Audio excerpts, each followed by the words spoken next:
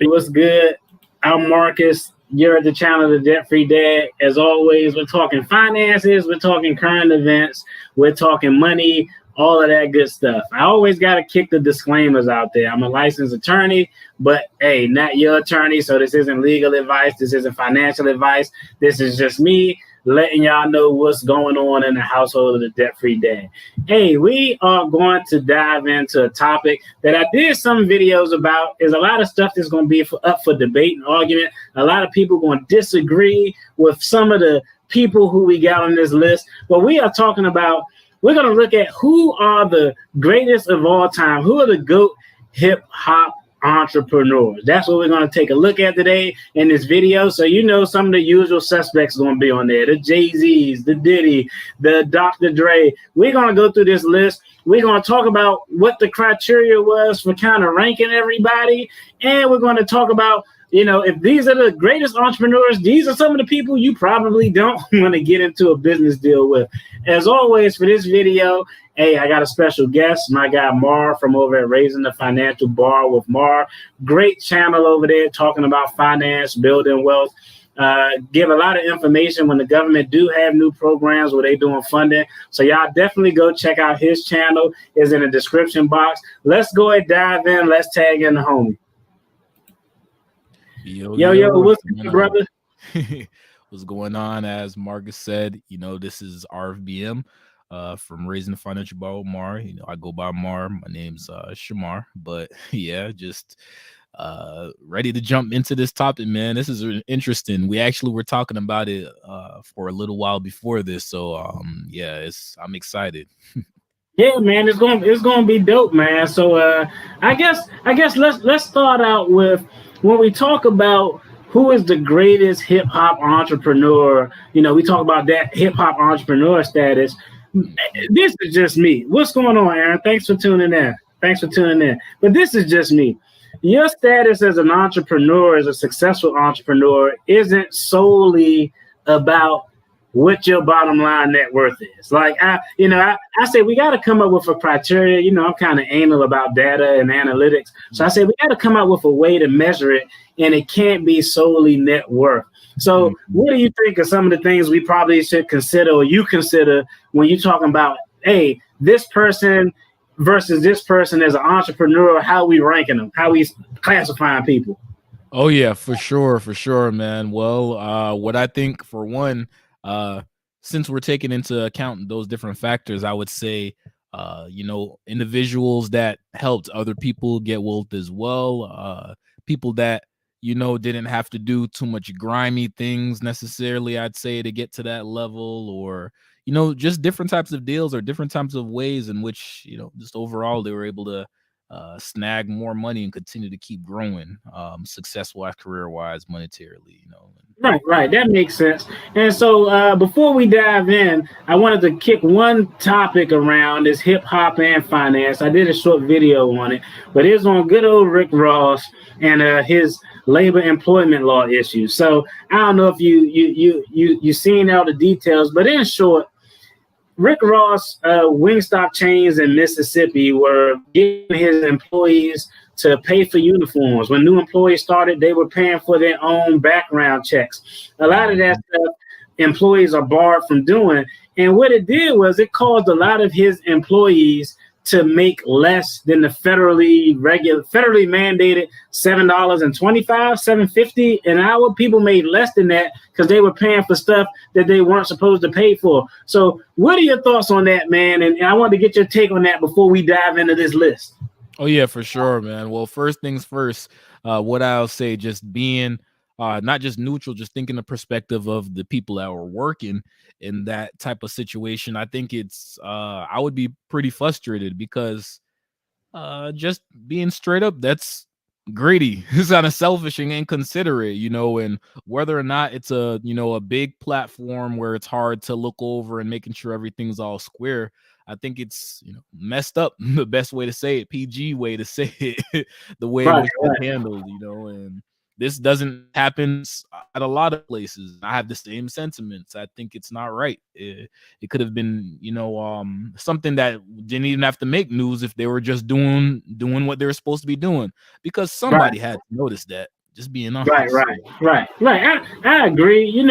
For me, and it could be just because of how I am and what my background is, but like if you on my team, you're gonna eat.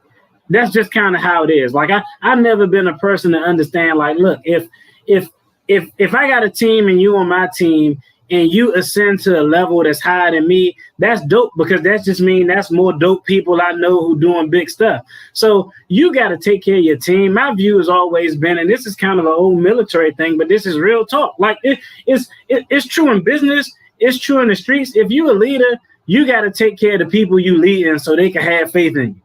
Point blank period. I don't care if you're in a corporate boardroom. I don't care if you're in a trap, if you're on the corner, on the block. If you the boss, you got to take care of the people who putting in work for you, and that's just what it is. So I think that's a systematic failure on his part. And I think the thing with accountability, sometimes people, I feel like people get so caught up with like, damn dog, you got to know how to actually apologize for something and how to make it right. Like when y'all got millions of dollars, get a damn publicist, man. Help y'all rectify that situation. Nobody. You ever remember that this Dave Chappelle skit where it was on MTV Cribs and he was eating the dinosaur eggs and putting diamond powder on his food? That's how I felt about Rick Ross. It felt real elitist and snobbish, and I wasn't feeling that at all. Elitist. That's the perfect. I was trying to think of the word, and that's exactly. And even I agree with Miss Aaron here that it was predatory behavior, and they needed a job and he exploited them for it. And I feel like a lot of times, whether people do it knowingly or subconsciously, and in this case I think it was knowingly, people get the wrong idea of what a boss is. Like it should be about taking ownership of the wins and the losses, because I'm sure when the chains were earning however amount of dollar amount, he would love to take that credit, I'm sure, for right. So you should own up to it the same way when there's something that's showing in a negative light. You know what I'm saying? I agree, man. For me, the measurement of a boss is how many bosses did you make, boss? If you a boss and you got a bunch of underlings and nobody branch out to do their own thing, that's kind of what it is. So I think we're gonna go ahead and dive in this list. Now, there's a couple of things I noticed when I started this list, like women in hip hop is really underrepresented. You know what I mean? I never really thought about it before until I was kind of looking at, oh man, hip hop entrepreneurs and looking out there. Women in hip hop in general is underrepresented. I'm sure if we looked at the data, I can't say this per se, but I'm sure I'm sure the gender gap when it comes to pay exists even in hip hop. You know what I mean? You probably could have a male hip hop artist and a female hip hop artist who both got the same following, but that female could be getting less because that's just, unfortunately, that's the way our jacked up society is. So going through this list, I wanted to take a look and find, like real hip hop entrepreneurs. So let's go ahead and pull up the spreadsheet. And I guess we're going to start at number 10. Now, remember, these are in no specific order, okay? Maybe we might come up with an order when we get to the top 3. Yeah. But right now, we just got a list. If there's somebody who could be on the list, if it's an honorable mention, we'll throw them out there as well, all right?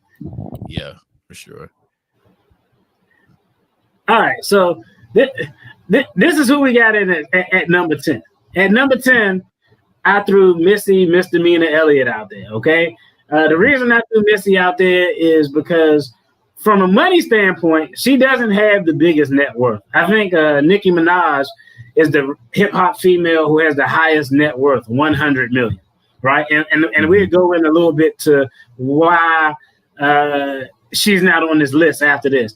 But I think the net worth one was a good thing to get on this list. But she got a lot of brand deals: Coca-Cola, Doritos, MAC Cosmetic. She have her own clothing line with Adidas that unfortunately I didn't even know anything about. And community-wise, she did a lot of stuff and does a lot of stuff with HIV awareness. She's a big PETA person.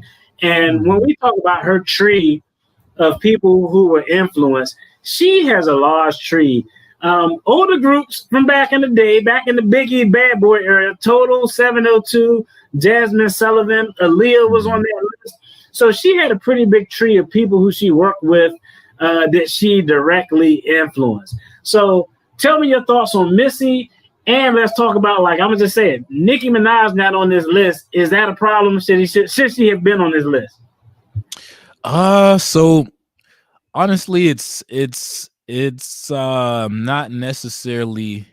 It's hard for me to say one or the other. You know what I'm saying? And Missy Elliott definitely deserving to be on the list.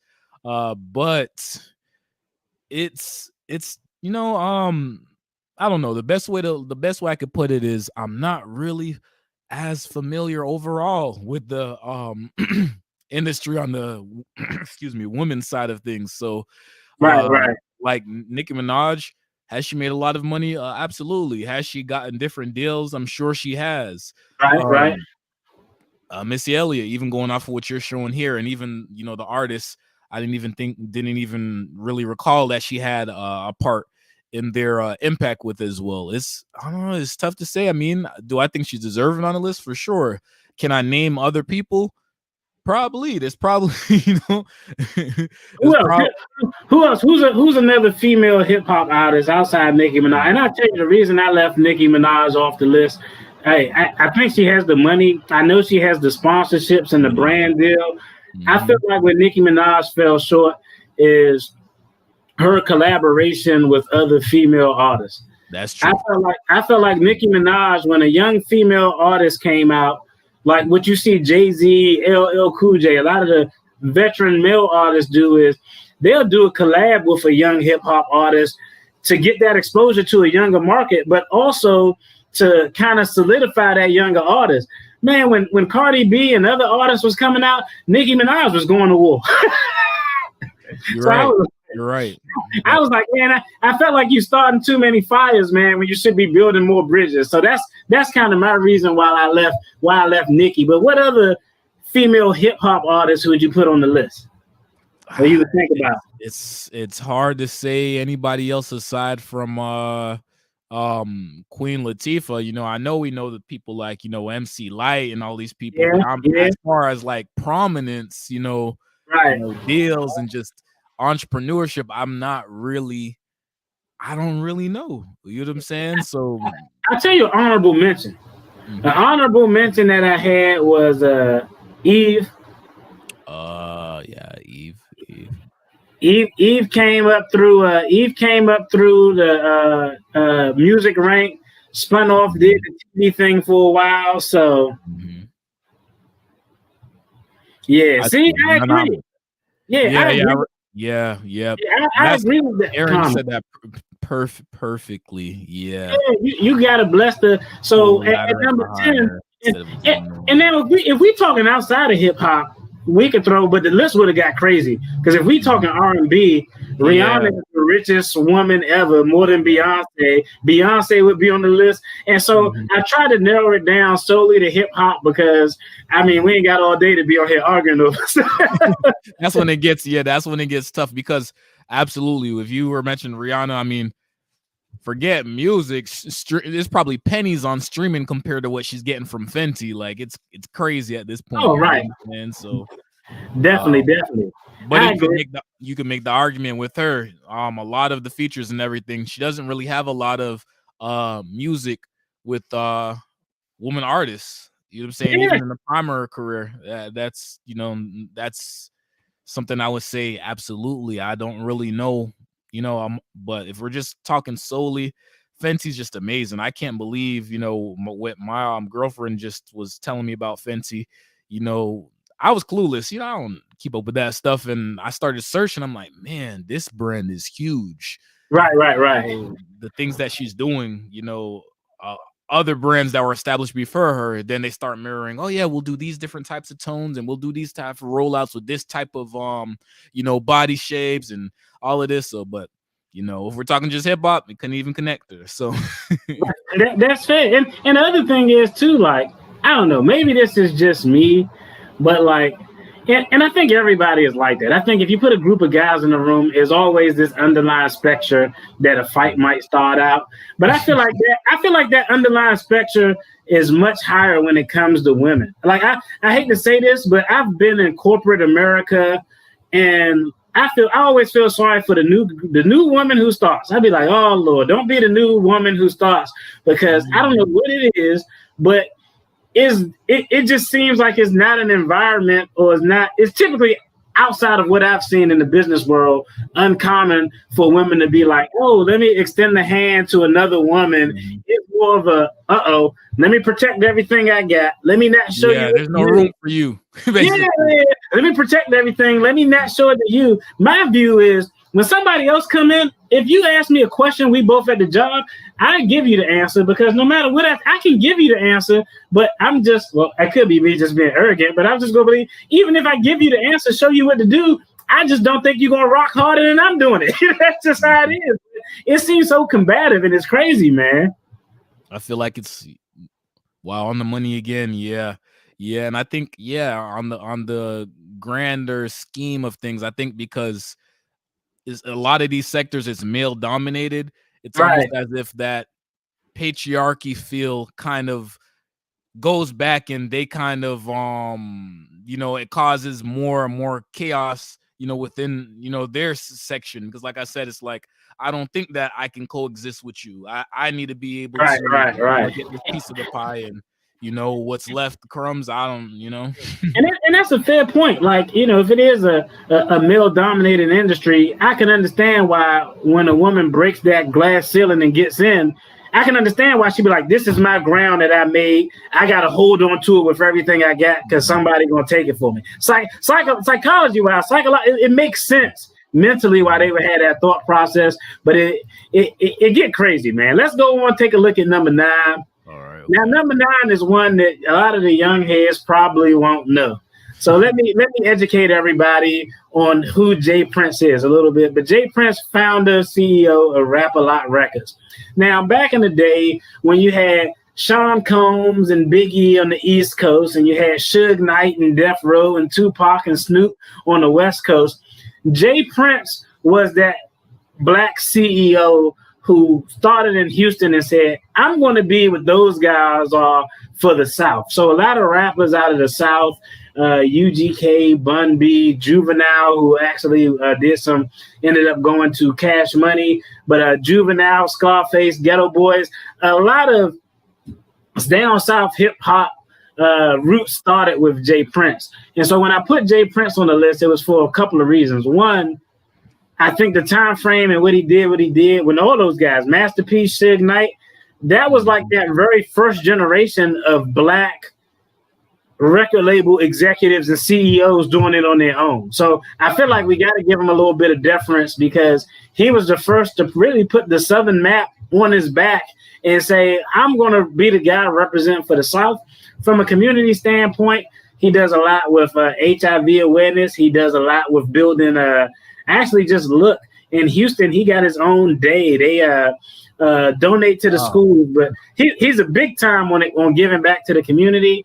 And one of the things that I love about this guy is this guy, even at this age, and J. Prince probably 55 years old now, but when Kanye West and Drake are beefing, J. Prince is the broker to have these young brothers stop beefing and focus on what's important. So for me, the fact that he's kind of playing that role as the power broker, ending beefs. I mean, you talk about when Drake was going at it with a buddy from the Clips. What's his name? I can't think of his name. Pusha T.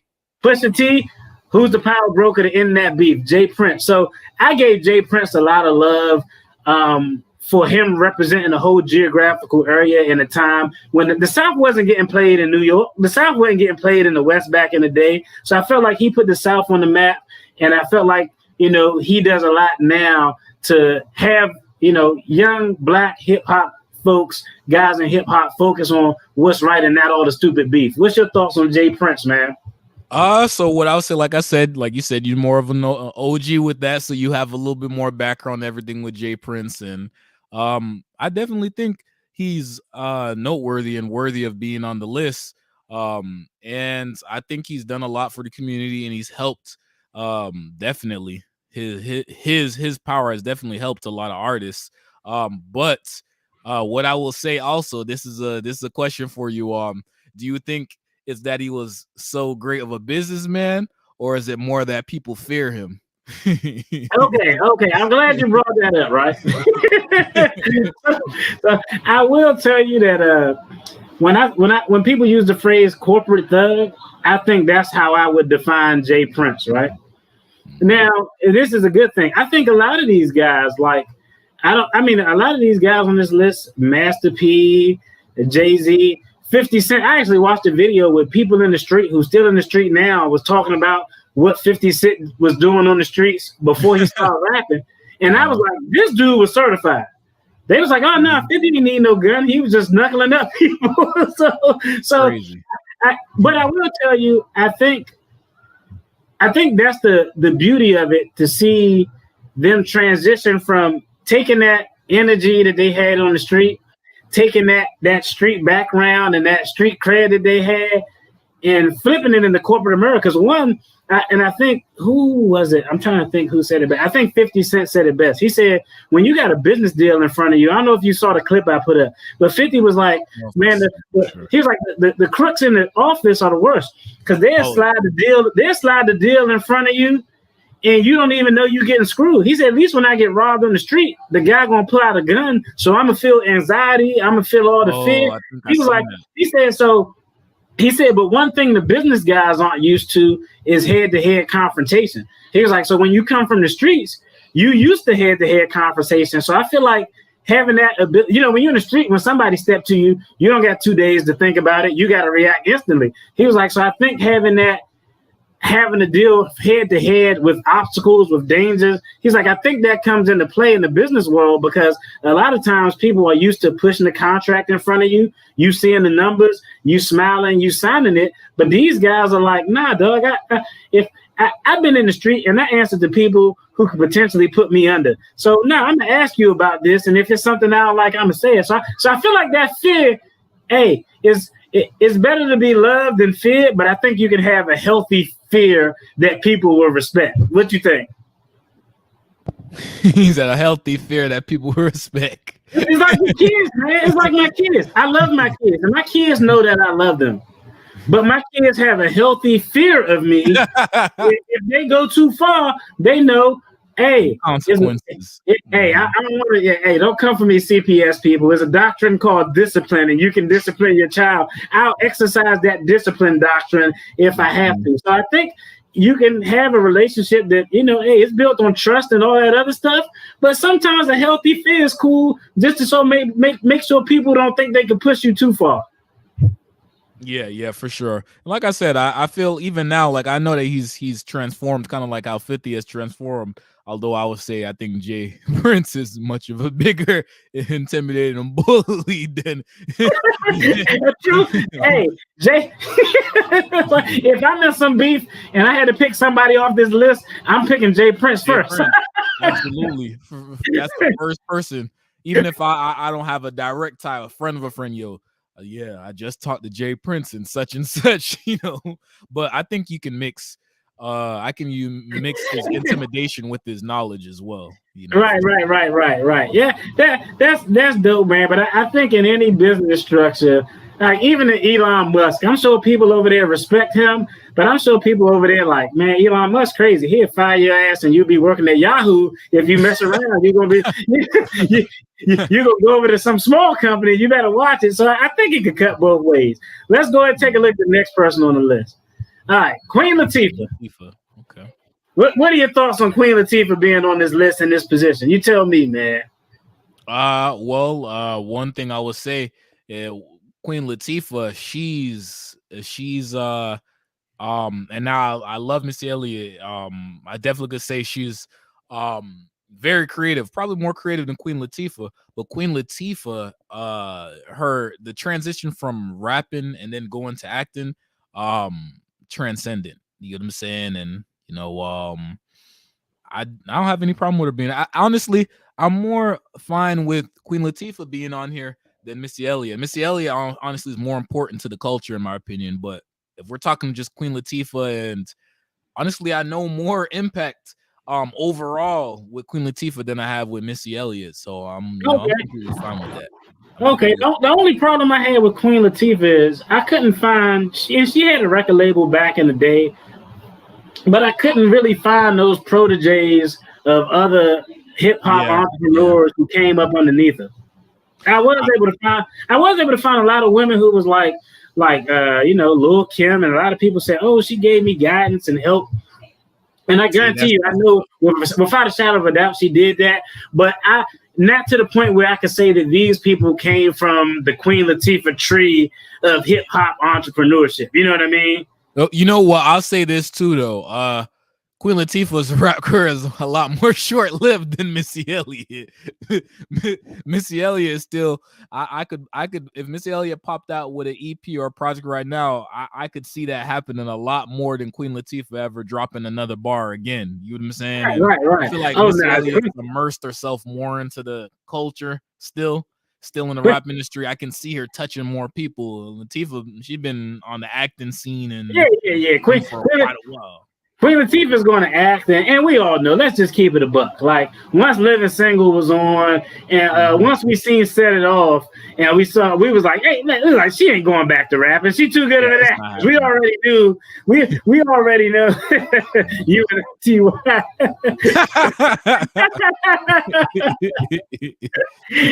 That's funny. I wasn't even thinking about that song. But hey, Queen Latifah is dope. And actually, this is recent. I saw this 3 days ago, but she invested $14 million with another construction company, to build low-income housing in New York. And I think it was in Newark, New Jersey, where she's from. A lot of affordable units, fitness facility, education center, the whole nine. So she's definitely doing her thing. Now we're going to get to the more interesting people on the list who we could talk a little bit of shit about, because I feel like so far we've been talking about a lot of respectable people. Now we're getting into people who got the bag, but they may fall in what some may call the sleaze bag category. Okay? Take that. Yeah, take that.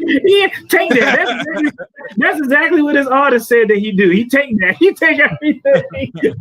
So we're gonna talk about Diddy, okay? Oh man. Money-wise, Diddy is probably going to be the third hip-hop billionaire. Right now, we got Jay-Z, we got Kanye.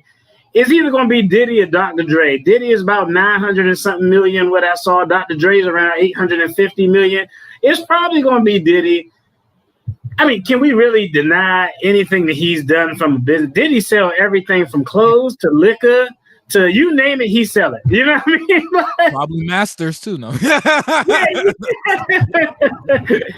like I heard artists said that when they was with Diddy on Bad Boy, the cars in the videos were his cars, and he would charge them to use those cars in their videos. Wow. Yeah. See, this is the thing I'll say. One thing I'll say about Diddy, like he's through and through, a hustler, a go-getter, but by almost any means. You get what I'm saying? Any means, and I respect it. I know to thrive in anything, a real venture, you got to step on a couple people's neck every now and then. You got to crush some skulls. I get it, but like this dude, I don't know if he know any other paths. Like, let's go down the list. The Lox, they came out with a whole album talking about him. Mace is like 60 years old talking about him right now today. I've been seeing Mace making his rounds. Carl Thomas, like, I mean, we could go on. It's without a shadow of a doubt in my mind. I was proud to see him and Shine at the Bad Boy, at the BET Awards. Yeah. I thought that was dope because I mean he kind of gave Shine a raw deal, but I think Shine ate a charge he probably didn't need to eat. And from my understanding, it looked like Bad Boy wasn't flipping the bill on no legal representation for him. So I was like, damn, no. That's kind of jacked up.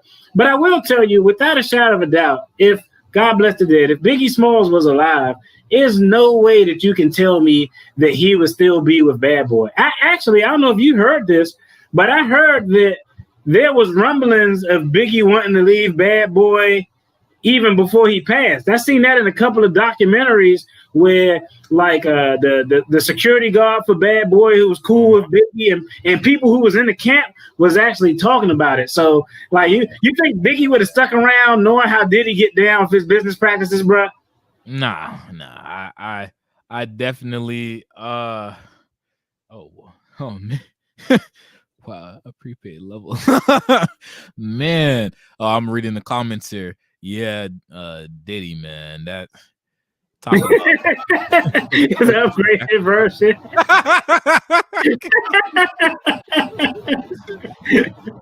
What's wrong with that condo sign? Man, they get Carl Thomas too. Carl Thomas. What about Mr. What was that? I don't want to know. Who sang that? I don't. Mario Winans. I don't know what the hell happened to him. What happened to that song? What happened to that boy? What happened to that? That's crazy, man. But yeah, I mean, like I don't know, man. Diddy, like, while we here, let's go ahead and make an interlude right here. But I think Diddy deserves to be on the list. But I'm telling you right now, my son actually makes music. He actually got a feature on Spotify with an artist, and that's what my son does. If my son came to me like, Diddy reached out to me and he wanted me to sign with Bad Boy, I'm like, fuck no, you're signing with Bad Boy. I'm like, can we call Jay Prince? Can we call anybody? Take the press, though. Take the press. Leak out. You're considering signing just to get a little buzz. Yeah. Loon is another one. Man. Oh, you want to know who was one of the most interesting stories though? While we're here, we're gonna take a quick segue, but also the dude with Bad Boy, G.O.A.T. Yeah, I don't know if you remember G.O.A.T from Bad Boy Special Delivery. I have to hear the song. You a youngster. That was one of Bad Boy. Man. That was one of Bad Boy's greatest songs. But this dude, I don't know if you know G.O.A.T. G.O.A.T actually committed a murder, and at the peak of his career, while he was with Bad Boy, dropped this album. Wow. The album was jumping. He couldn't deal with the stress of that murder he got away with, and he went and turned himself in. So he in prison right now because he turned. The first day he walked down, I actually watched the video in the documentary where they interviewed him. He's like, the first day I went down to turn myself in, the cops sent him back home because they thought he was playing. They was like, wow, you gotta. They was like, oh man, they was like, all right, man, whatever. Then he came back the next day, and when they looked it up, they was like, wait a minute, we did have an unsolved murder, but like, but that's with. I feel like it's a curse on Bad Boy Records for anybody who's not Diddy. Yeah, for sure. And like I said, I'll give credit to Diddy. I mean, Ciroc, man, Ciroc. I mean, Bad Boy is iconic. You know what I'm saying? I heard he's going to do a versus with Jermaine Dupri. Diddy smashed Jermaine Dupri, and I think JD. I think JD got a lot of hits, but nobody want to hear that crisscross shit, JD, right now. Man, I don't know what this is. Man, please, Diddy gonna play "I Need a Girl" Part 2. That's gonna smash any of that. Who JD gonna play? Bow Wow? Fresh as I'm in, nobody will hear that. Man, part 1, part while 2.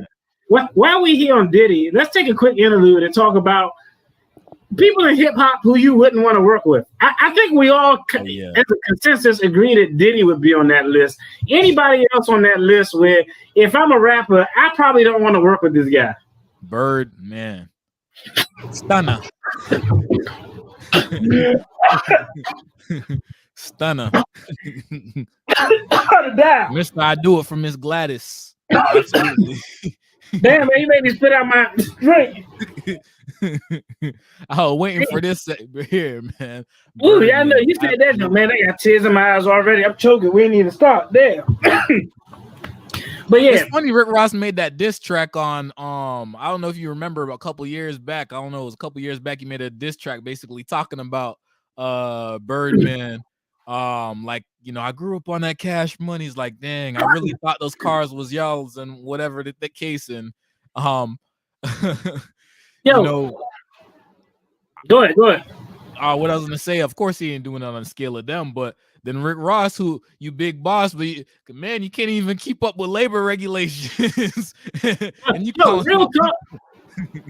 real talk. I respect Birdman and Diddy screwing people. I respect Birdman and Diddy screwing people over, screwing their artists over more than I respect Rick Ross screwing over Wingstop employees. Yeah, that's the lowest of the low, man. It's probably dog. It's probably kids, man. Yeah, absolutely. I was waiting for what you're gonna say. What you were going to say with that? I was like, hold on, what? You respect that more? But damn alcohol. You made that alcohol go down the wrong throat, man. It's wrong down the wrong tube. Yeah, man. But yeah, like kids who work at Wingstop, it's probably kids like 17-year-old, 18-year-olds. There's probably they got jobs helping their families. They probably trying to work their way through college. I mean, like, okay, if you're a hip hop artist, clothes, you know what I'm saying? Yeah, if you're a hip hop artist and you're working with Diddy, like one, you're probably much older most times. You're probably older than a teenager most times. Mm-hmm. But two, you probably got some means to actually at least go find counsel, somebody to help you read a contract. So in the scheme of things, I might add Rick Ross to this list. Definitely Diddy's on the list. Definitely Birdman. Yeah, Birdman, absolutely, without a doubt. I'm pretty sure they're going to come out with a documentary talking about the amount of things that Birdman was doing. The fact that he didn't pay a lot of, Tiger said he never really got a check. He never officially got a check. Birdman is like the Donald Trump of hip hop. He don't pay nobody. Yeah, that's actually a good one. Exactly. You're gonna have to get a settled undisclosed amount. That's the only way you getting a check. Right. Well, so let me ask, would you do business with Suge Murray and Knight back in the day? I heard about how he what he did to Vanilla what's his name? You know what I mean? Vanilla Ice hanging him off the balcony. Yeah, man. Like if you got somebody that's gonna strong arm you physically, that there's potential to do that in order for you to sign paperwork or sort of to have rights to your music, and that I don't think it's ever a great idea. I mean, Suge self-destructed. Everybody around him pretty much was doomed if you stayed on the ship. Pretty much. So, yeah, fair point. Suge got caught up in that gang life too, man. I think, but I think Suge woke up some days and forgot he was really a businessman. I think he was still in the streets. Yeah, he got too caught up in wearing that red suit, bro. Like, dog, you know a lot of. I mean, don't we all? Let's keep it a buck. Don't we all know people who do street shit? Let's just be honest. Like you know what I mean? Like, well, I don't know who y'all, but I know we do. we all know people who got 1 foot in, 1 foot out. They may got 2 feet in. You know what I mean? So sometimes I go back. Sometimes if I'm around the way and I come and I be like, "Oh man, what's up, fellas?" I know the whole conversation when I show is changed when I show up, because they be like, "Oh, this dude work for the government." They be like, "Hey, fellas, let's talk about sports or something." I be like, "Hey, hey, good. I don't want to hear about y'all plans y'all got going on." But I think Suge Knight was good in that if you was with his label, he would ride for you, but from a business standpoint, he was screwing you over. Because think about it. We know for a fact Snoop said he learned everything about business and masters and all of that from Master P. That was after his days with Suge Knight. And a lot of those guys said that when they went to, I think it was Snoop too. And my man Wolverine may know this better than I do, but I think Snoop said he didn't own anything until he got to No Limit. Like he had houses and everything at Death Row, but all of it was in the company's name. I did not. Oh, I knew about that. Everything was in the company's name. Yeah.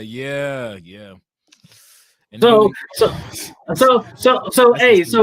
Diddy, Suge Knight, Birdman are some of the guys that we just not messing with if we got an option. That's just kind of what it is. Yeah, that's the Trinity right there. And that's a true story too. Suge tried it with Master P. Before we get on 50, Suge did try it with Master P. He called Master P because P, even though he's from New Orleans, he got his roots in hip hop in Oakland. Mm-hmm. And they did an interview with Master P. Man, that joke was so funny.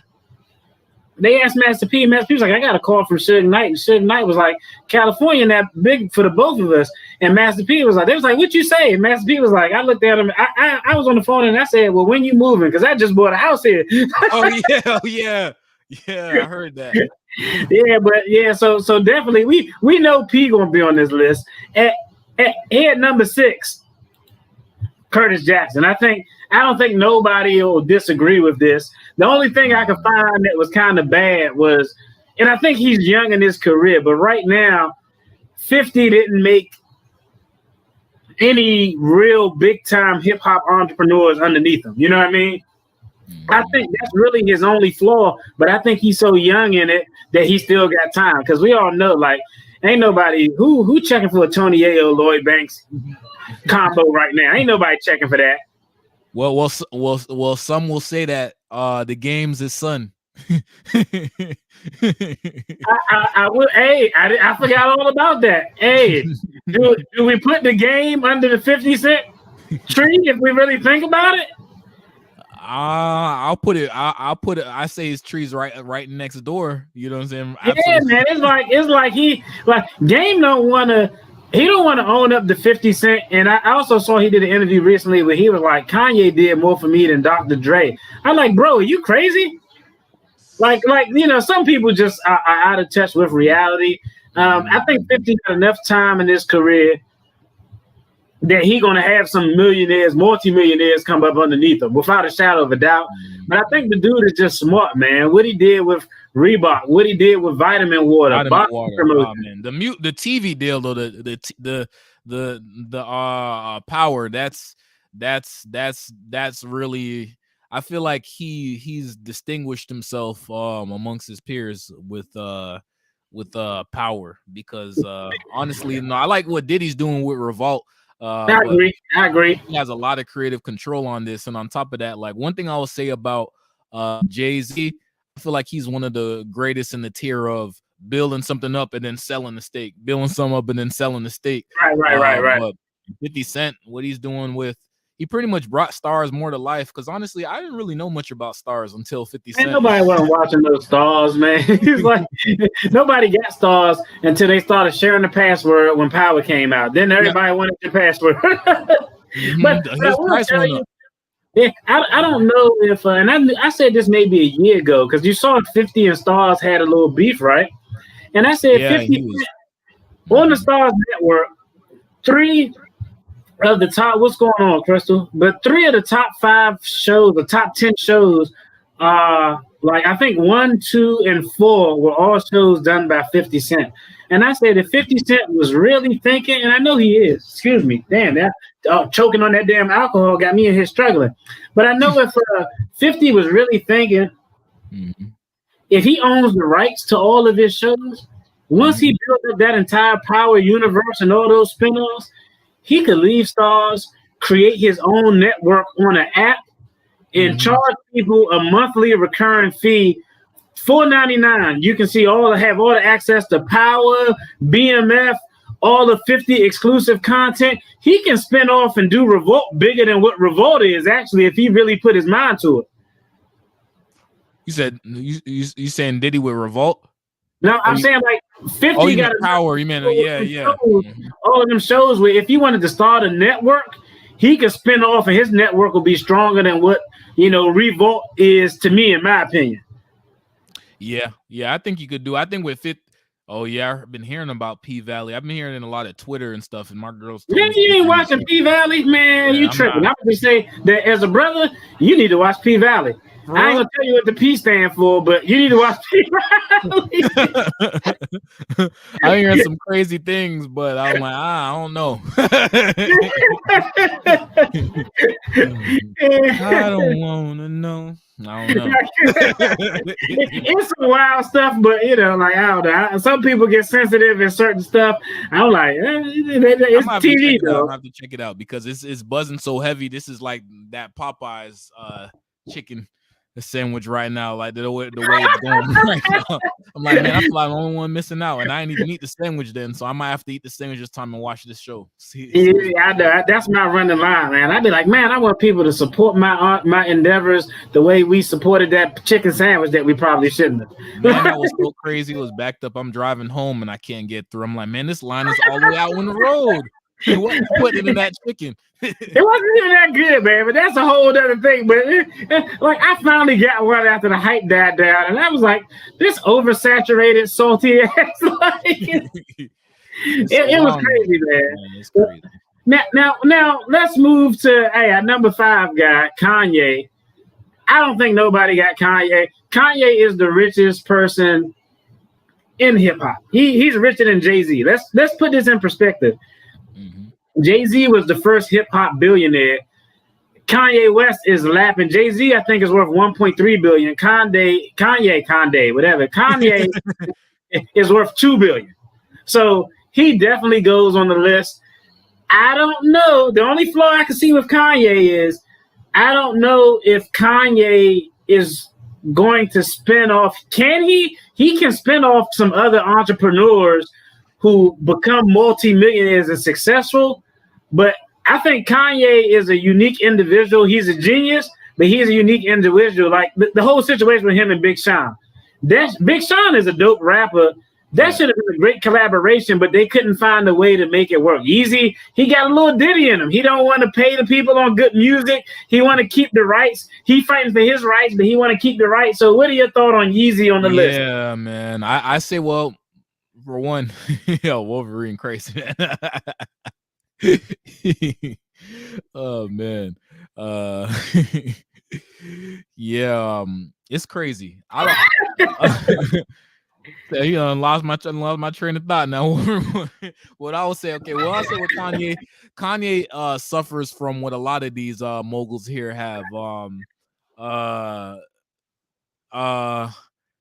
delusional, selfish entitlementism, whatever you could call that, where they are hypocritical.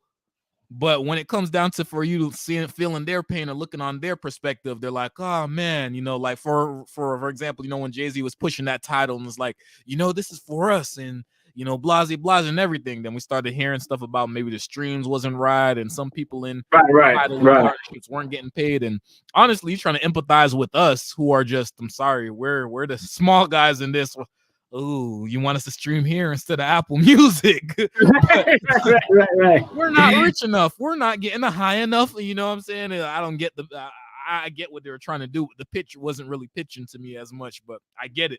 So with Kanye, I feel like Kanye, like all of them, they have that crazy entitlementism, whatever you want to call it, where they kind of see from their perspective and not from others. And I think that's messed up. Well, how he was doing Big Sean, even in that Drink Champs podcast, it's crazy, but Kanye is probably, when it comes down to it, is one of the most hit crazy points, good points, and hit crazy bad points at the same time. It's like, you never know. He's like a coin. It's heads or tails. You don't know.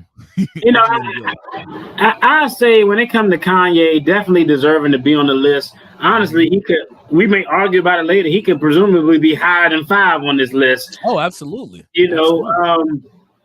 I kind of resonate with Kanye because, like, I feel like for me, and he said this in this song, but like Kanye West, he said this in the song. He said, like, if people don't believe in you and you want to motivate yourself, I'm the artist you listen to motivate yourself when people doubting you. And I said this all the time in another podcast, another one of my, hey, thanks for tuning in, counselor. I said, but another one of my videos, I said it, like one of Kanye West verses was like my mantra in life. If I could let these dream killers kill my self-esteem or use my arrogance as my steam to power my dream. When I watched that Kanye West documentary of just his rise, and I said, damn, this dude, he spoke everything that he was going to do into existence. He spoke. I watched that documentary, and like I think that when you're a genius, and like, and I kind of suffer from that. When you used to making all the decisions on your own, and your decisions work out in your favor, you learn to make decisions on your own because they work out. But one of the problems, and this is a problem that I have, I actually talked about this on the channel. A problem I have is because I'm so used to making decisions on my own. My decisions got me out of crazy stuff in the streets. My decision got me out of a war zone. My decisions got me through law school. But one of the things when you're used to making those decisions on your own, you're reluctant is a pro and a con because you're reluctant to hear from everybody else. That's because true. you so used to saying my decisions always guided me right. This way. Yeah. I hear what you're saying, but I'm always making the right decision for me. So I think that's kind of what he suffered from, in my opinion. It's that confidence, but it's kind of like, like a ball player. You have to feel like you're the best to get there. I know. See what I'm saying? Kanye, through and through. It's just one of those things. It's like, I think that's why I didn't even realize Dame and Kanye were still so close. Like I see the parallels though. I see the parallels. The thing is, Kanye's continuing to keep on, like, not down in Dame, but his ascension is, a little bit more stagnant from back in those days as opposed to Kanye. I feel like Kanye is what Dame was expecting to continue to be. Right. I agree. Because Kanye got a little bit of Dame in him. I mean, we can all see it. You know what I mean? Yeah. And I could picture Kanye. Honestly, I hate to say it, even though Kanye is so such a believer in his dreams, he could be a little selfish. I could see somebody coming up under him and trying to do the same thing, and him being just like how Damon and Jay-Z was to him. Like, we're not really trying to fund that. We don't really see that rap inside of you, or we don't really see this. Right. And he honestly he's actually grown into that person where I could see him, being, and he didn't even, on I end, I could find myself just rooting for him in that episode. Like, oh man. Right. Doing like that. Because even though Dame eventually funded, he even said it. Dame was like, I really didn't see the rapping, I mean, proud of where he got, but even now he also said, I still think he produces better than he raps. Right. But I can't deny he got to where he got to, and he said he did it. In the fashion too, he did it.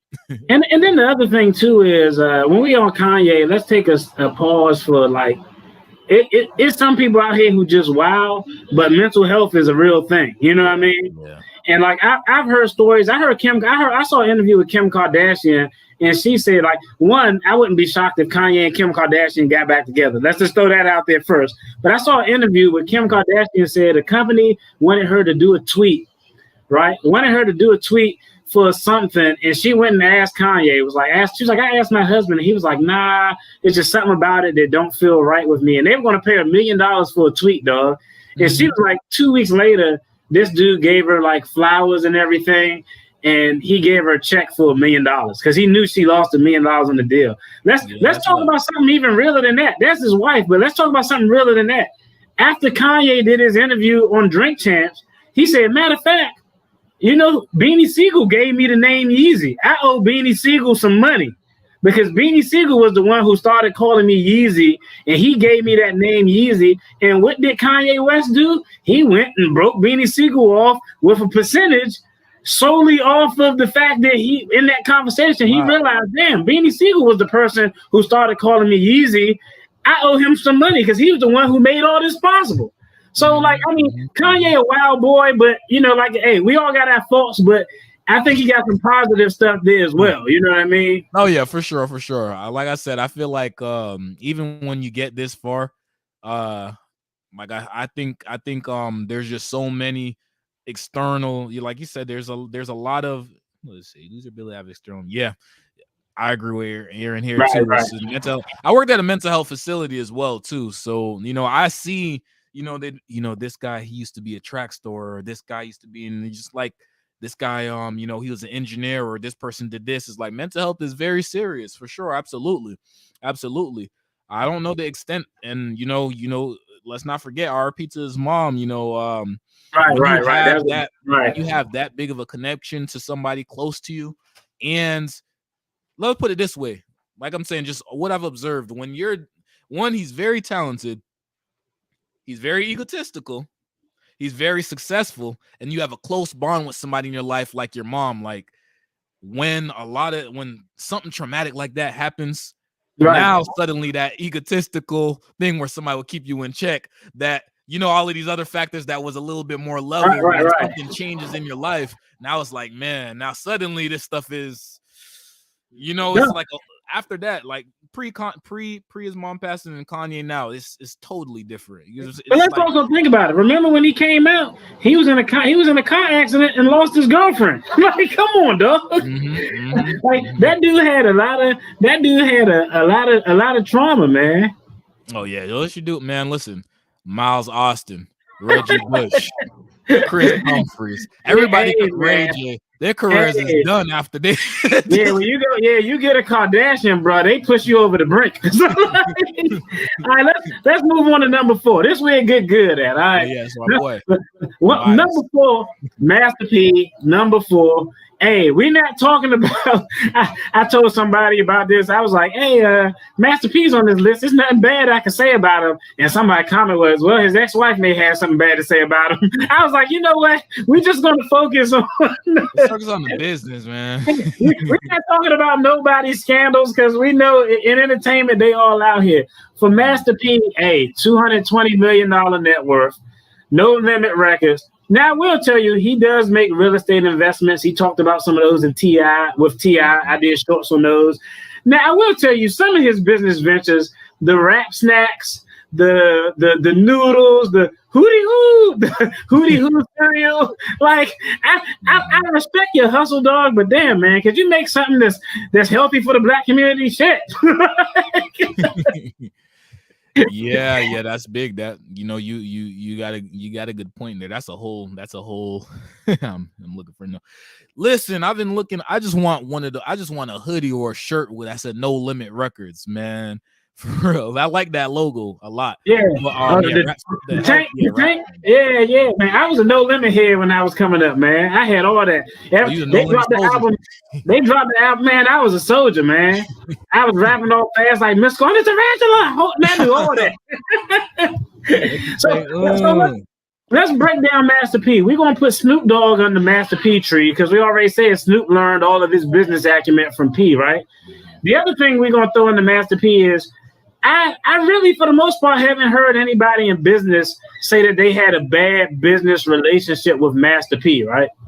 100%. So I give him credit for that. And let's think about it. We got No Limit Records. Master P was the first and probably the best rapper / baller ever. Master P, I'm sure in his prime, would beat J. Cole in the game of basketball. Master P legitimately had a shot to play in the NBA. I don't know if we'll ever see that again, dog. I got that. I would have loved to see it. I definitely think he would ball Cole up, but I definitely would see because J. Cole kind of washed now. He moving up and down. I see even him running up and down the court. I'm not even going to talk about any of his scoring ability. I'm just talking strictly running up and down the court.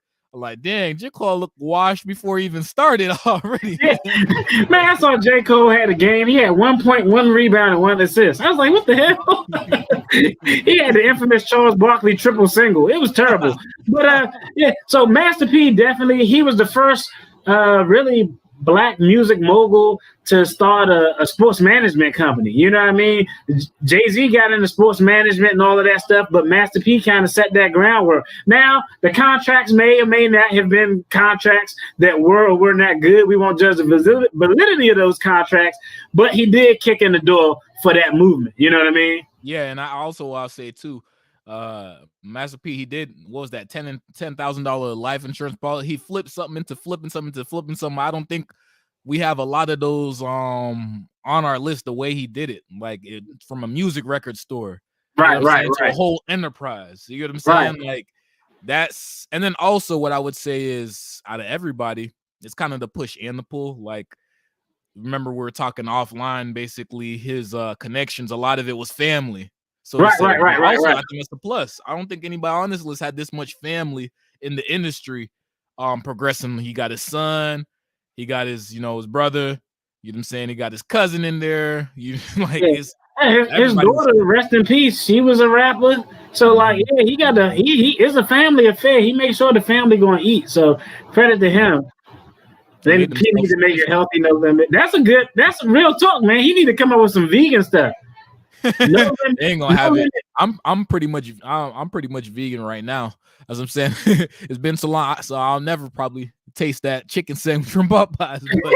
Dog, I ate some Master P rap snacks. Man, it was so much seasoning on them. I'm a black guy, but when I say it's too much seasoning, you know You it's know too it's much the seasoning. problem. I was like, That's when dog, you know this it's is. the problem. I ate like 4 chips, and I said, man, I can't eat this. I need to drink 6 gallons of water to finish this bag. Wow, man, that means, you know, with my diet now, that means if I eat it now, my fingers gonna swell up.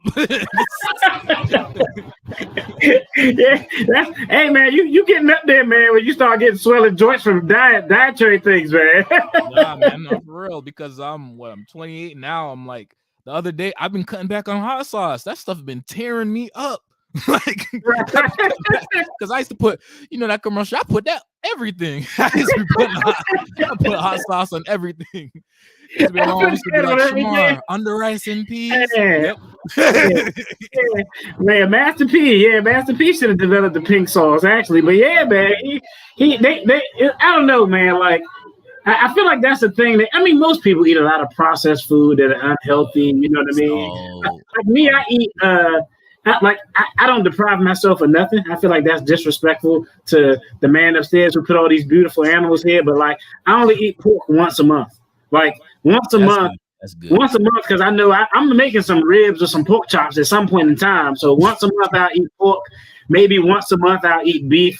So you know, but yeah, we gotta have some. That's good. You limiting yourself then, because you know some people can't go a week without that. Some a lot. Pork, Frank's Red Hot. Oh yeah, I used to put that on everything, man. I had a problem. Man, a bag of them seasoned ass chips. You could season your collard greens with Master P's potato chips. That's how salty them chips are. You can marinate some chicken overnight with the rice. You crushed Master P chips over your chicken, and that's gonna be delicious, man. That'll trend on TikTok for sure. So let's move to number 2 on the list, man. No, oh man, I'm going backwards. I'm messing up. Look what you done did. Yeah, I done messed up the order, man. Number 2, right here. All right. Russell Simmons. Where we at? Jay. Look, now you don't even remember. Look at you doing. Oh, yeah, I had Russ that high. Yeah, I did have Russ that high. I had Russ at number 3, man. Again, in this case, you know, not necessarily in order, so you know. It was not necessarily in order, but when we talk about Russell Simmons again, we talking about his music endeavors and his entrepreneurship. You know. Yeah, we're not talking about anything else, so we're not even gonna get on any of the other stuff. But let's take a look at him. Net worth of $350 million, co-founder of Def Jam. Fat Farm, Baby Fat, all of that stuff came from under him. Big. All Def Digital Media Company, Def Comedy Jam, Martin Lawrence, Eddie Griffin, Chris Tucker. If you could think of a popular comedian, they all probably started on Def Comedy Jam back in the day. A big investment in Celsius energy drink, which made him a lot of money. It was something crazy, and he's actually in litigation on that. And I give Russell Simmons a lot of credit on his hip hop tree, not because of what he did directly, but my view was if Def Jam is the parent company, Rockefeller was under Def Jam. What is Ja Rule? Murder Inc. was under Def Jam. Rock Riders was under Def Jam. A lot of them fell under Def Jam / Universal Music Group. So I think he had a big reach. I mean, hell, Rev Run being his brother, their family in general had a big hand in hip hop. And what Russell Simmons did, and I'm not saying what everybody else, what Jay-Z and Kanye did is easy, but the time that Russell Simmons did it, he was really the first. So I feel like you got to give a lot of credit. Yeah, you got to give a lot of credit to like that person who breaks that glass ceiling for women or minorities to do something that's really never been done before. You know what I mean? If before Russell Simmons is the equivalent of hip hop's Quincy Jones. You know what I mean? I don't know if I'm gonna say Quincy Jones. Well, you know what?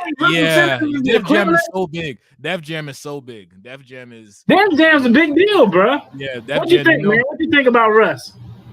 I gotta, you know, at first I was like, you know, because you know, I gotta look at it in the grand scheme of things, because you know I'm big on music and I love everything Quincy Jones has touched. Like his influence is crazy. his interviews is crazy too. I read a couple of things, but I'm not gonna say too much. Quincy Jones was a wild boy. Yeah, a lot of stuff to say, like, you know, for sure. But if we're talking just straight business, Def Jam is huge, man. Def Jam is, man. Def Jam has his pockets, hands, and everything, and you can't go wrong saying that just because. Think about it, and what makes it even bigger, Russell really don't. Russell has no rapping, like no rapping, does no rapping, did no rapping really. You know right. None. Yeah. And, you know, having this big of a crutch, this type of you know, stake and all of this stuff, all things hip hop. I mean, yo, real talk. That's worthy of actually considering him to be higher up, because everybody on this else on this list is a rapper first. That's true. Everybody else on this list, you made a top 10 of hip hop, and you're not even a rapper, dog. Like you have some people who are creators, like the artists, the content creators. Then you got some people who put the pieces together so that it makes sense business wise. And he's kind of one of those guys. So that's definitely dope. Run DMC, Run's House. I mean, I gotta say it's harder for him too, because at least, don't get me wrong, him jumping in just the business tier side of stuff, definitely he's more knowledgeable than them. But at least with their rapping career, they had a platform where they can leverage different things and tie into this person, that person. He's strictly on the other side. You get what I'm saying? Right. I think I will give credit though, and if we got Russell Simmons here, we're gonna give we're gonna attach Run DMC to them as well, because I think Run DMC, Rev Run, and those guys, they acted as that. Without them, I don't think Russell Simmons gets where he is, because I think having that ability to rap is the leverage you need to get to in that business world. And I think even though he couldn't rap, I think the fact that he had Run DMC, they were his rap leverage to kind of get him introduced in the business. That's kind of my take on it. Mm-hmm. But you know, but you have to give him one thing. I'll say, honorable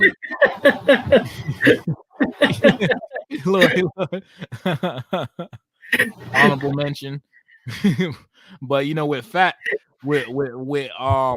know, Baby Fat Farm and everything, you gotta give him all the credit for it. You for sure got to give him a big piece of, you know, just overall Russell Simmons.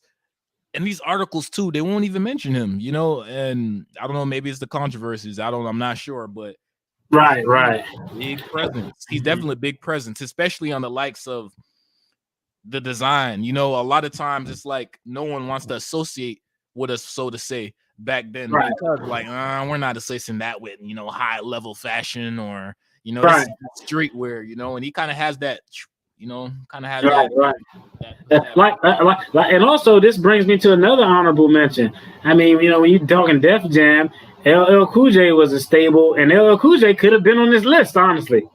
We could have threw LL Cool J on this list, because that dude was he kind of turned some things around. We could have threw an old school Ice-T on this list. He made a song called Cup Killer.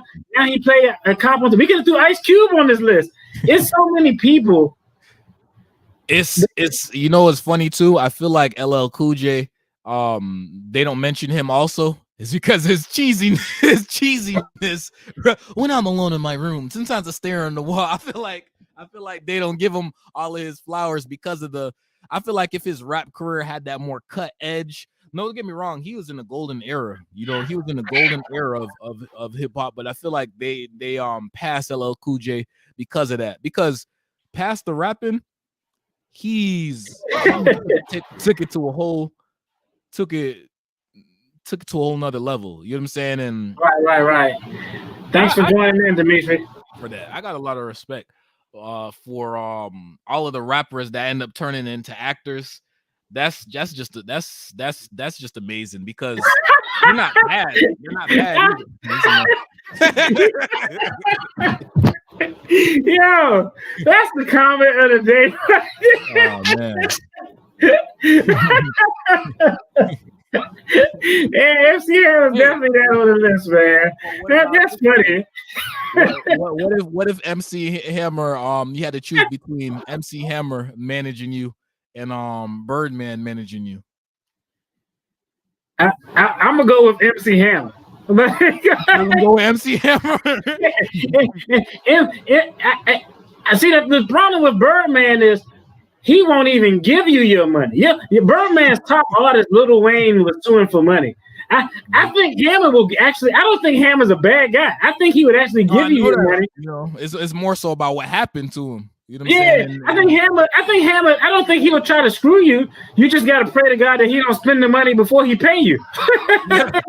So that's why I'm saying it's like, what, you know, you have these two sides. We got that, and then we got, well, Birdman he just doesn't want to pay you. Then we have to think about MC if he even understands what's going on with his money. So right. That's hilarious, man. But yeah, man, like it's crazy, man. Because I don't know if you remember, but I actually looked at when we were talking about Vanilla Ice earlier, I actually looked at Vanilla Ice and doing some research for this. And Vanilla Ice made something crazy like $16 million last year, all for the royalties to Ice Ice Baby. Who made that? Vanilla Ice made like, oh wow, really? Yeah, I was like, I don't even know who the hell is playing it, but somebody playing it for commercials or something. somebody playing it and somebody sampling it. But yeah, so Hammer definitely not on the list. He probably if we did a top 3 list of worst hip hop entrepreneurs, we would probably have to bring Hammer up. All right, so let's go number 2. Now, number 2 and 1, we always have an argument with. All right, and people will have an argument. Jay-Z is number 2 on the list, right? But there's a couple questions we got to talk about here. We near the end. There's a couple questions we got to talk about. He's hip hop's first billionaire. Was that supposed to be 1.3 or 103? 1.3. Yeah, that's the error. My bad. If he was worth 103 billion, he up there with he the richest man in America. Hey, Hov, I'm trying to speak you into Jeff Bezos status, dog. So Jay-Z. Yeah, he 1.3 billion. Rockefeller, Rock Nation, Title, 40/40 Club, Brooklyn Nets owner, Rock Nation Sports Management, Uber investment of $2 million. He actually read the details of this. He invested in Uber, and he told the guy he was going to invest $2 million. He sent a $5 million check in, and the guy was like, "Oh, did he send this by mistake?" He said he was only going to give 2. So the guy actually sent Jay-Z back $3 million of the 5, and he just took the 2. And that $2 million Uber investment ended up flipping and turning into 7. Also with Hov, Kanye West definitely comes from under Jay-Z's tree. Now, I'm not going to say Jay-Z has questionable business practice. I probably should have reworded that. But what I will say is a lot of people who Jay-Z have done business with on the entertainment level, I think it's twofold. I think part of it is, hey, Jay-Z gave you the football for you to score. Jay-Z gave you the opportunity. He got you right here. It's a layup. All you got to do is put the ball in the hoop.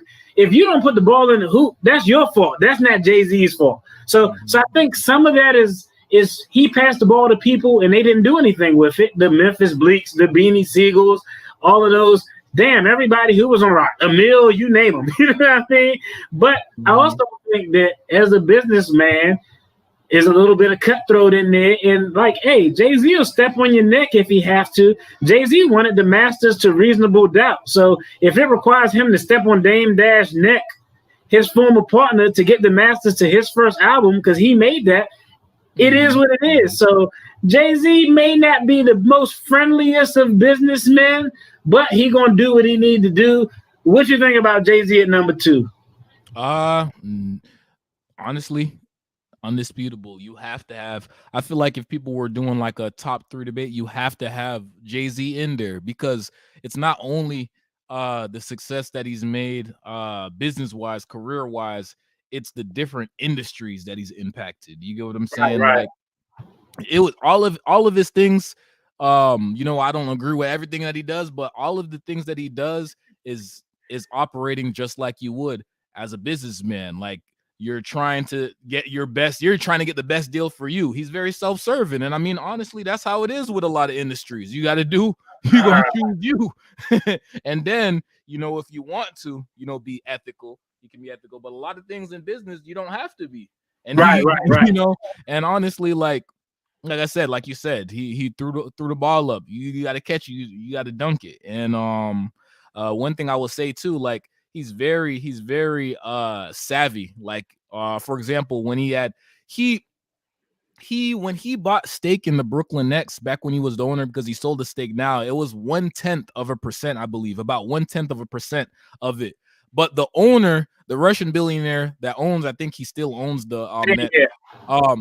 He gave Jay-Z so much control to help design the uniform, to help roll out how the arena and everything. So that in itself is savvy. Like he didn't even have to have that much ownership in it, and he was getting considered for so much input, and they wanted to see if he could, it was just a win-win on both ends. I think it helped sell the idea of the team. Remember, I mean, before they were the Brooklyn, they were the New Jersey Nets. All of that rollout worked perfectly, and then because he couldn't own a sports agency as well and be an owner, he sold started the sports agency, and still winning. And look, he has a lot of the biggest stars on there. I mean, Jay-Z, he knows when to go in and when to pull out.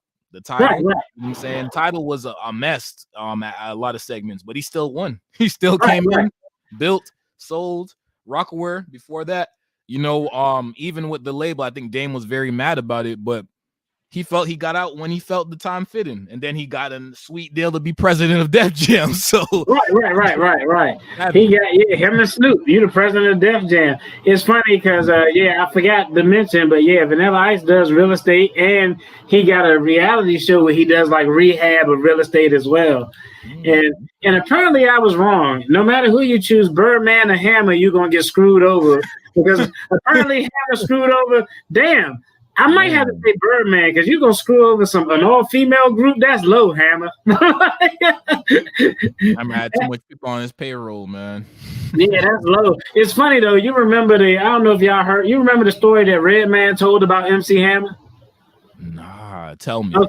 See, a lot of people think that Hammer was this like soft guy just dancing with big ass pants on, looking like a genie.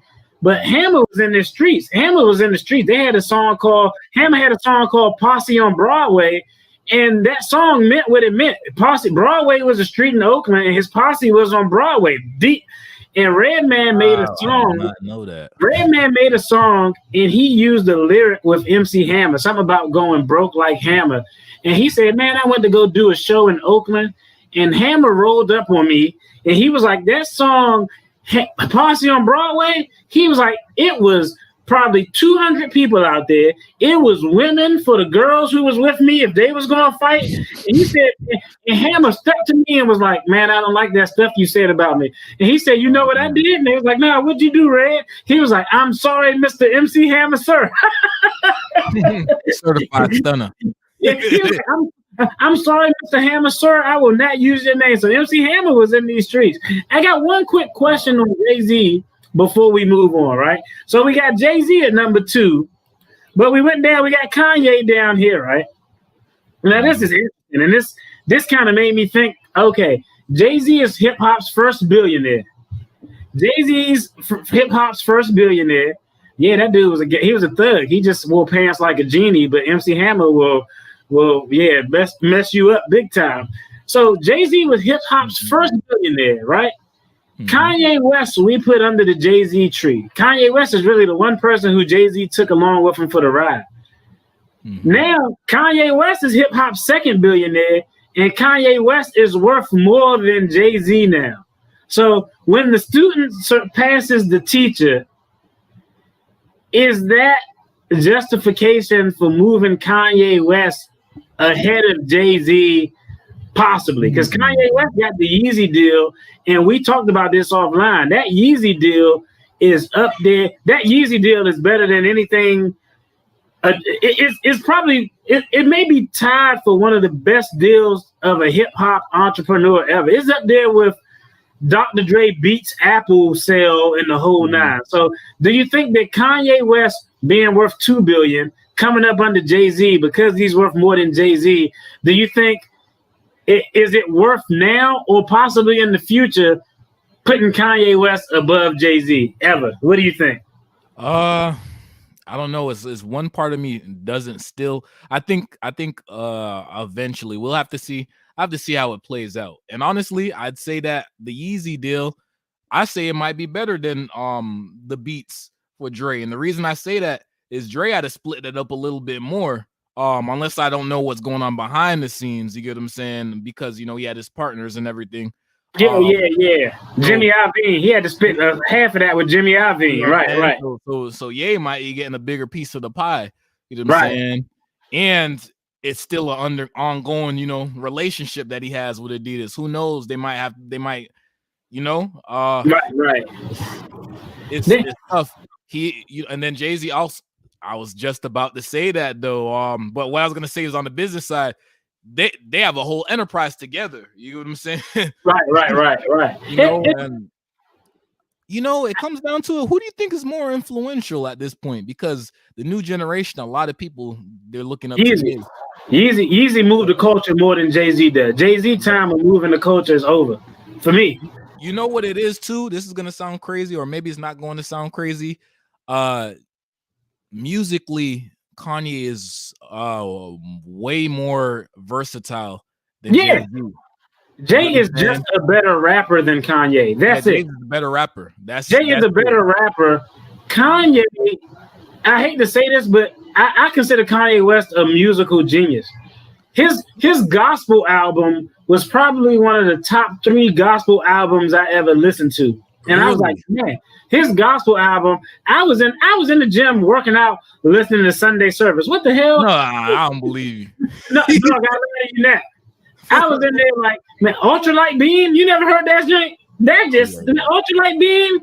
Man, that joint. I be like, man, that joint make me want to turn my life. I'm turning over a new leaf. You got to be born again. That's an acquired hit though. They can blow. Like they have. It's nice melodies.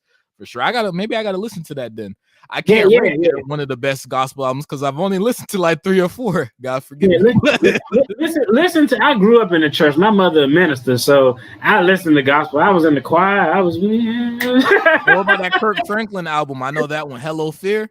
Yeah. That was big, man. Listen to, and I don't think this was on Sunday Service album. It might have been on. This might have been on. I can't. It was a different album. But listen to Ultralight Beam. That jump slap.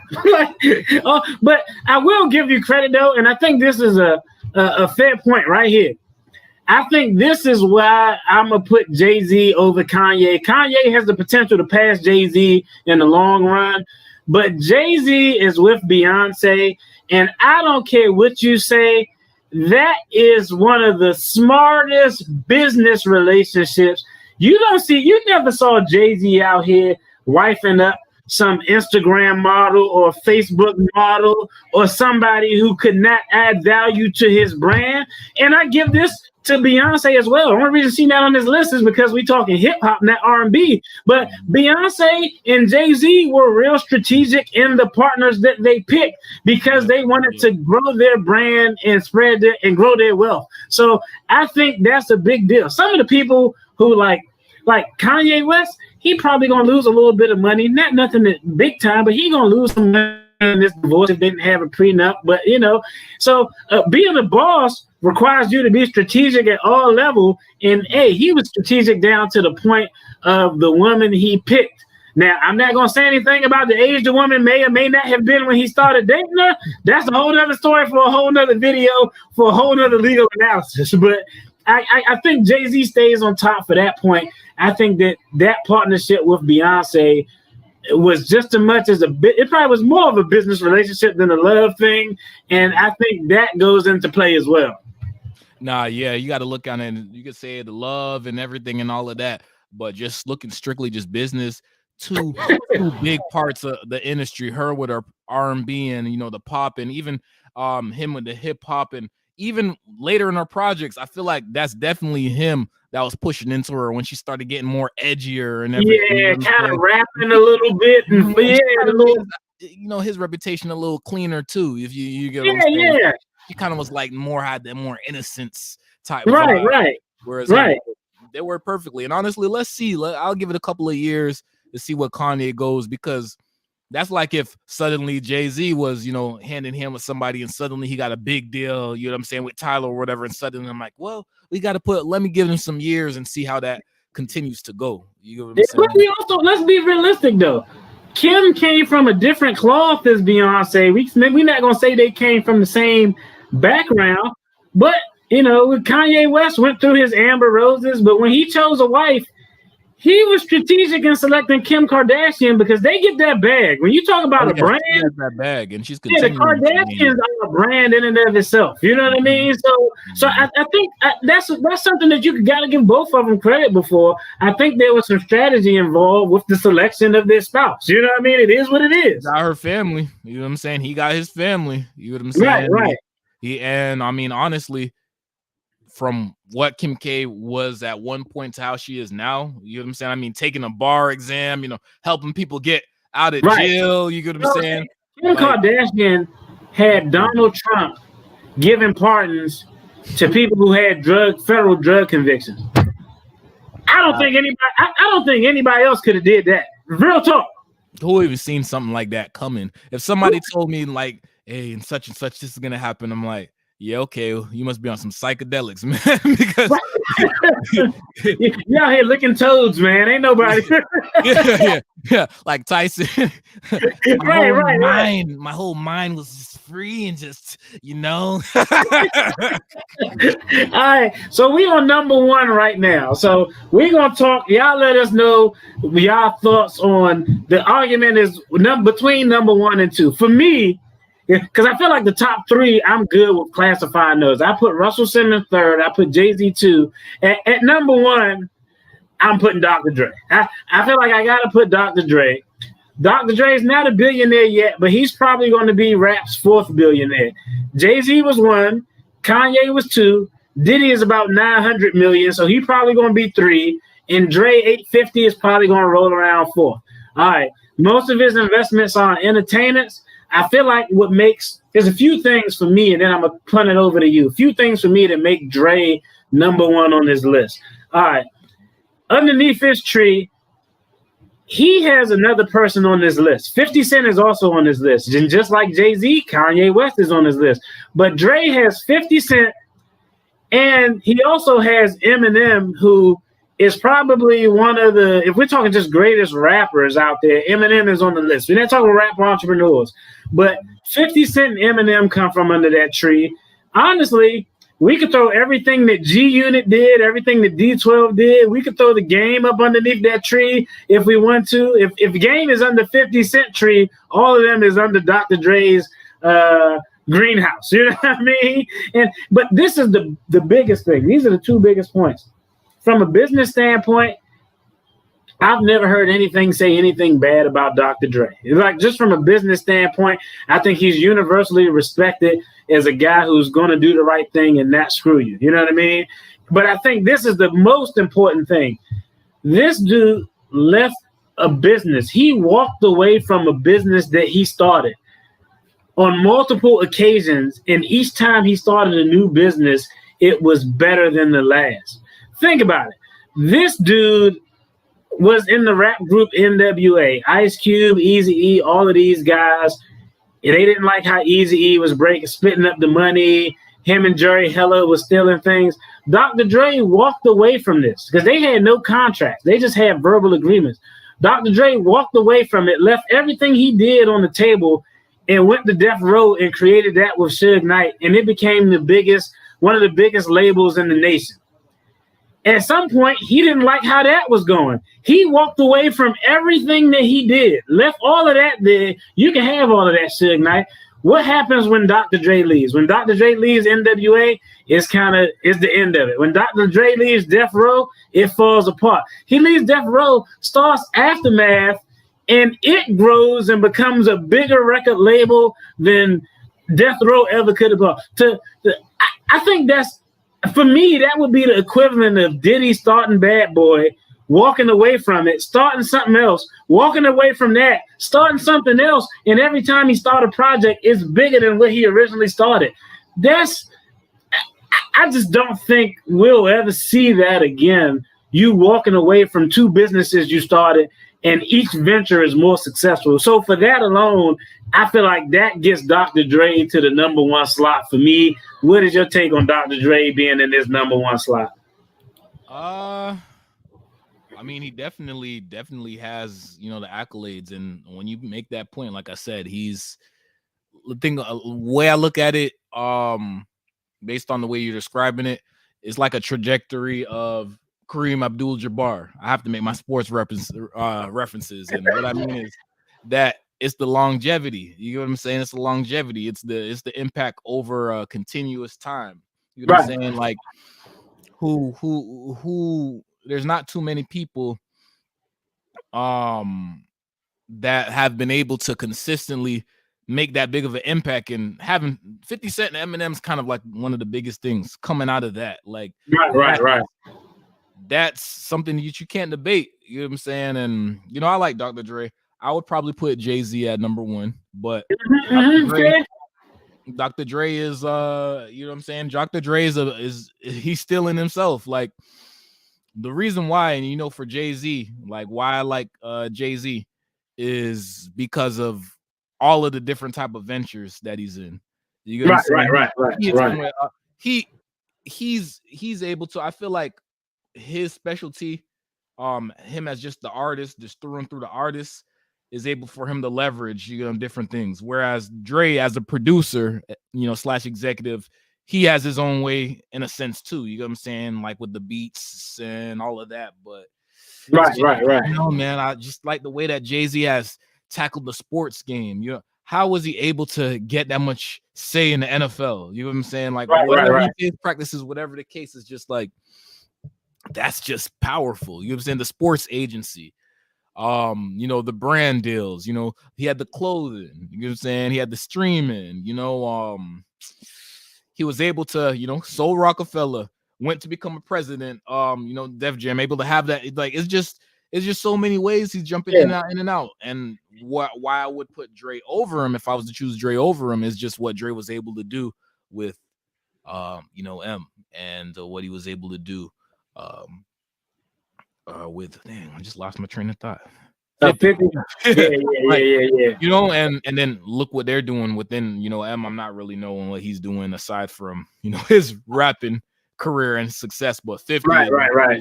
50 got the books, 50 got the production company, he got the effing alcohol, like, you know, it's just my five has got to be Dre.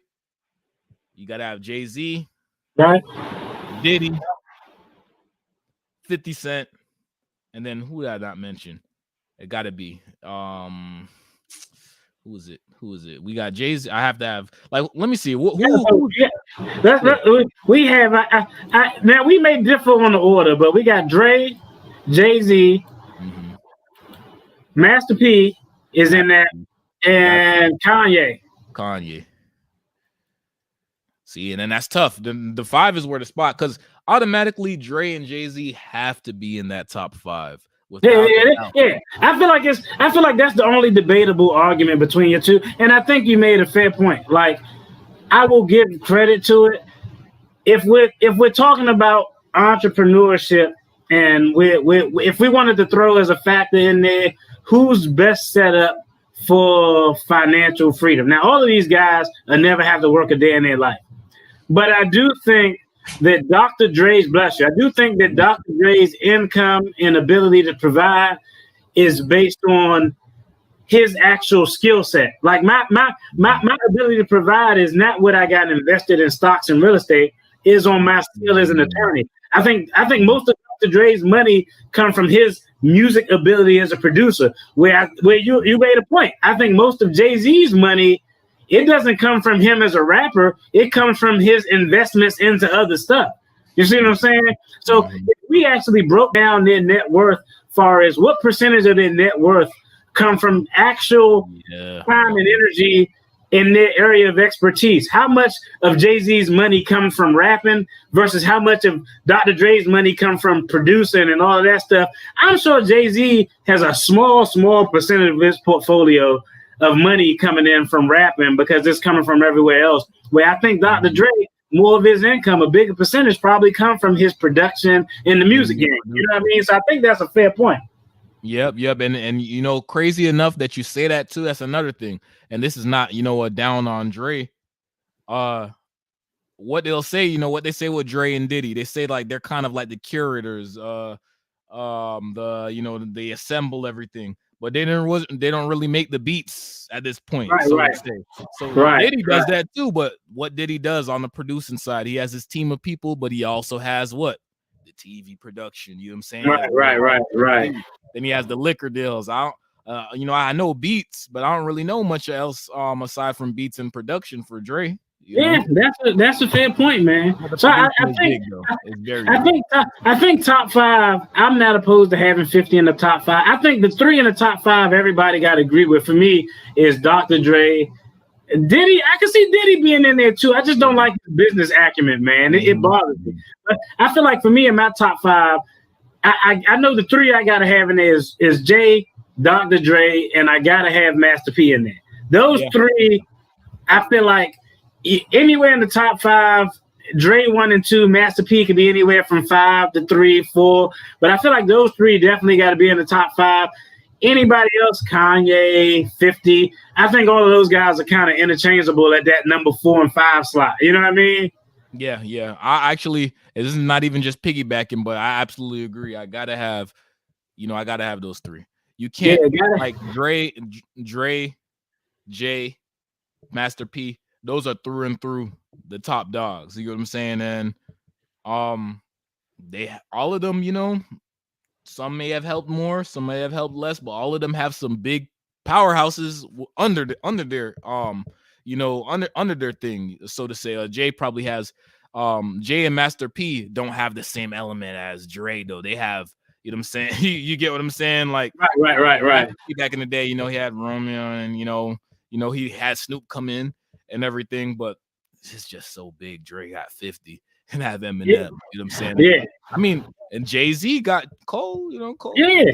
Cole and Yeezy. I mean, come on, dog. Like, so it's interesting. Pretty big. So, you know, yeah. Like I said, you know, why I say I like P so much is because I feel like out of all of the people that were mentioned in here, he had to go with a more independent route. He didn't have as big push. Right. And, you know, I mean, I'm not gonna punish everybody else for that because Jay-Z is just very savvy. Look what he did with Def Jam, and I know I mentioned Def Jam a lot, but that was big. Def Jam was really big. It hurt some people. You know, Dame didn't like it, but it was very good for him. You know what I'm saying? Right. Yeah, you got to make that. Him sitting in that role as president of Def Jam, and Snoop sat in that role too. I think he still may sit in it, but like I think that's what pushed Jay-Z to the next level once he sat in that seat as president of Def Jam.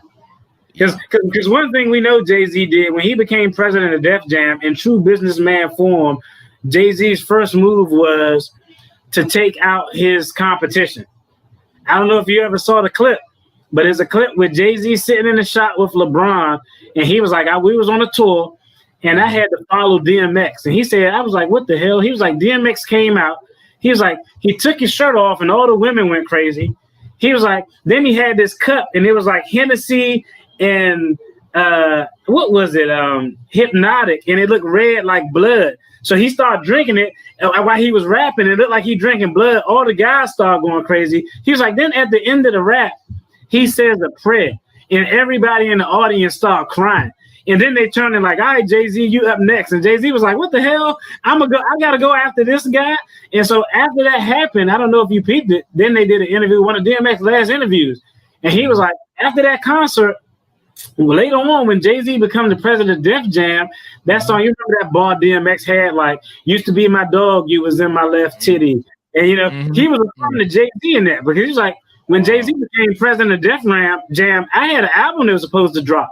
And honestly, back then, if it was between buying a new DMX album or a Jay-Z album, more people probably would have bought the DMX album. He was hot, man. Yeah, he was hot.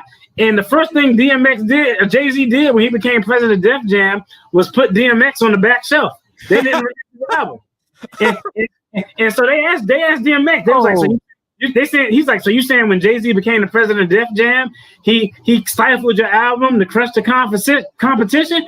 And DMX was like, all I'm saying is I had an album that was supposed to drop, and when he became president of Def Jam, my album didn't drop. Like, what is it? So Jay gonna do what he got to do if by you any means, got your neck to move on to the next level. You know what I mean?